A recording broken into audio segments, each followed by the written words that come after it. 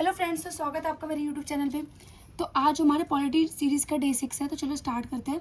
तो आज हम चार्टर एक्ट 1833 के बारे में जानेंगे। इससे पहले हमने चार्टर एक्ट 1813 देखा। जैसे कि हम जानते हैं कि हर 20 साल बाद एक नया चार्टर एक्ट जो होता है वो पास होता है, जिसमें थोड़े बहुत चेंजेस आते हैं। तो अब 1813 के बाद 1833 एक नया चार्टर एक्ट जो है पास हुआ था। और ऐसा क्यों हुआ, उसमें क्या क्या चेंजेस आए, हम ये देखते हैं और ये किस वजह से हुआ।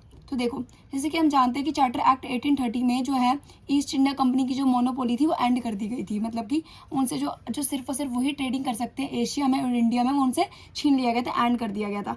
लेकिन टी और चाइना में अभी भी उन्हीं का रास्ता, मतलब टी और चाइना की ट्रेडिंग अभी सिर्फ और सिर्फ वही कर रहे थे।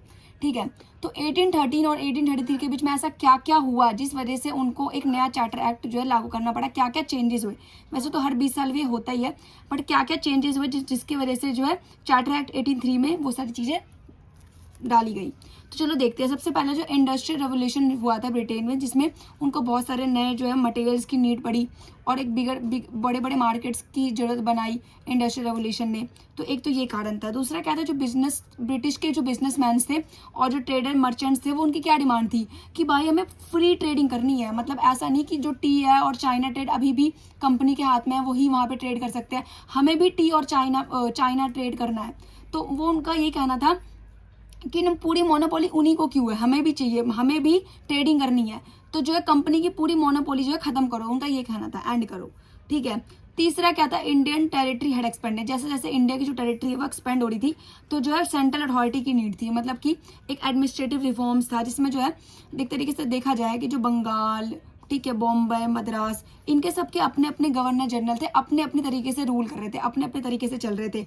तो जो ब्रिटिश की पार्लियामेंट थी, उनका ये कहना था कि भाई एक अब जैसे जैसे इंडिया की टेरिटरी एक्सपेंड हो रही है, तो हमें एक सेंट्रल अथॉरिटी, मतलब एक ऐसा लीडर चाहिए जो पूरे इंडिया को है अच्छे से एफिशिएंटली रूल कर सके। मतलब पूरे इंडिया पे एक इंडिया के लिए पूरा एक लीडर चाहिए, उनका ये कहना था। तो सेंट्रल अथॉरिटी वाला एक ये सीन पड़ गया यहाँ पर। नेक्स्ट है प्रेशर फ्रॉम लिबरल थिंकर्स।